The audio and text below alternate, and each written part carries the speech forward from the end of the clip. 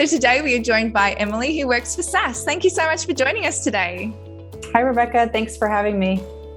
So first off, can you explain who is SAS? What is it that you guys do? So I am an academic program manager at SAS Institute. SAS is a data analytics company. We provide technology to help others explore data, analyze it, and learn from it. In my role, I work with colleges and universities to incorporate SAS into the classroom with the goal of preparing the next generation of people who use SAS to analyze data. Okay, awesome. And so how did you become interested in data literacy in the first place? I became interested in data literacy when I was a middle school teacher. I taught sixth grade, and then I was a librarian, and all of these sort of generated this interest in data literacy prior to joining SAS. But for me, it was also a personal interest. I put a lot of effort in my early 20s and teens into avoiding math classes and believed working with data was for other people. It wasn't for me. I was scared of math. I was scared of the technical aspects of working with data. And I didn't feel that I belonged in that space, and it was something I didn't think that I could learn.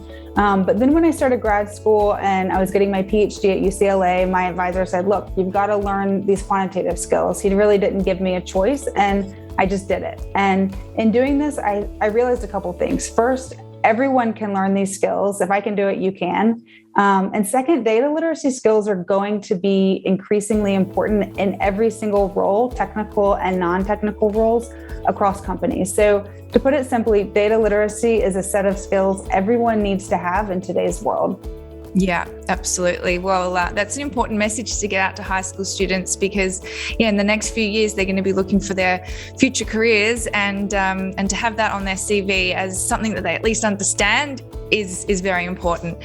Just firstly, though, what actually is data literacy for those who don't quite understand it?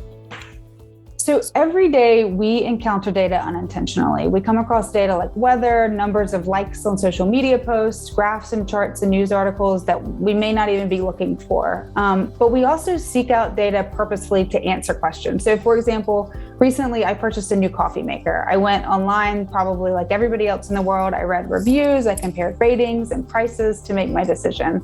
And whether we're seeking data intentionally to make a purchase like I was with the coffee maker, or come across it unintentionally in a blog post or a news article, being able to make meaning from data we encounter is at its core data literacy. And I think it's important to realize that data literacy can mean different things to different people. So for example, being data literate as a data scientist requires more complex skills than comparing coffee maker reviews like I was doing.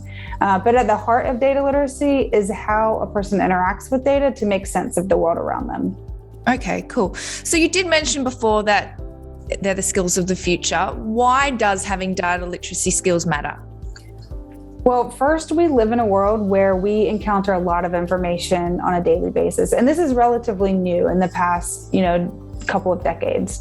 And this is great because we have access to so many different perspectives, but it can be really hard to figure out which information to use, especially when so much of it out there is false and misleading. And data literacy skills give us the power to sort through this huge volume of information that we encounter every day. Yeah. Second, I think perhaps most importantly, data is really useful. Being able to see patterns and trends in data, they help us sort of illuminate and see a path forward. And so without data, we're often just kind of going on our own hunches to make uninformed decisions, but data can tell us really what we should do next.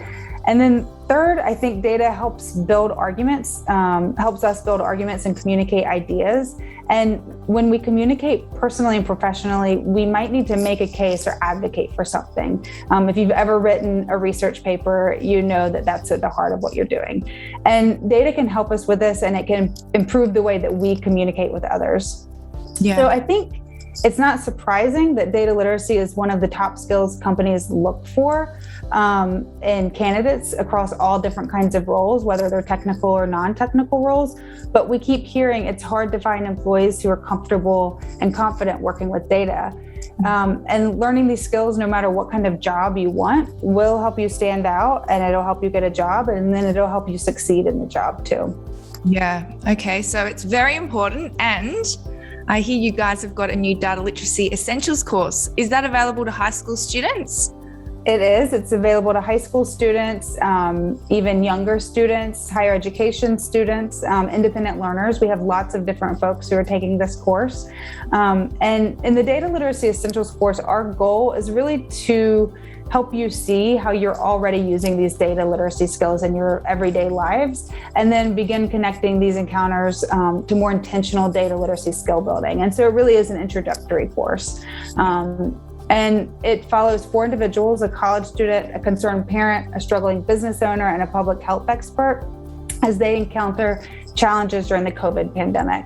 And so we follow along as there's so much information out there about COVID, and they're just wading through it, and a lot of it's conflicting, and they're saying, what should we do for our families and for our businesses? And they're using data to answer these questions and to help make really important decisions in their lives. So our hope with this course is not that you'll leave the course a data expert, because you won't. It's 3 hours, but rather that you'll leave feeling a little bit more comfortable working with data, a little bit more curious about data that you happen to encounter, a little more critical, and start seeing ways that you can use data to answer questions in your own lives. And we hope that this will sort of be a beginning path to encourage interest in continuing your own data literacy journey to build these skills. Amazing. Cool. Have you got a little demo that you can show us? I do. Let's see. So to access the course, you'll just go to Google, type in SAS Data Literacy. It'll be one of the top returns that comes up. And this is the main landing page for the course. You can scroll down, see a little teaser video, what you get when you access the course, a little more information. There's 3 points of access: K-12, higher education, and independent learners. They all go to the same place. I'll just go through the higher education portal. You likely haven't already created a profile. Just scroll to the bottom, answer a few questions. You'll get a quick email. It should happen pretty quickly. And then you'll just use that to sign in. Cool.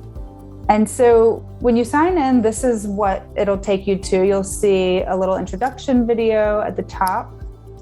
And then there are 6 modules. Each module is about 20 minutes. So it'll take less than 3 hours to take the entire course. And then at the end, you'll see assess your data literacy. And that's just a short quiz, answering some questions, and then you'll earn a digital badge that you can add to your LinkedIn profiles, your CVs, or resumes, just to show off your new data literacy skills. Perfect. That's awesome. Yeah, I think it's great. And it's something that we hear that employers actually look for too. So here's just the first module. You can get a sense of the look and the feel of the content.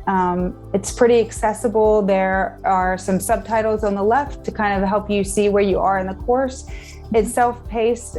If you leave the course, if you close it, it'll pick up right where you left off, which is great. You don't have to bookmark it or anything. And then it'll just push you through, and you can take the assessment at the end and earn the digital badge. Wow, how amazing. And it's all free. That's an amazing opportunity. Yeah, great. Well, thank you so much for sharing that with us today, Emily. We'll link it all down below as well, but we appreciate your time, and we hope that students can jump online and access that course and see how they go with it. Thank you so much for your time. Thanks so much, Rebecca, for having me.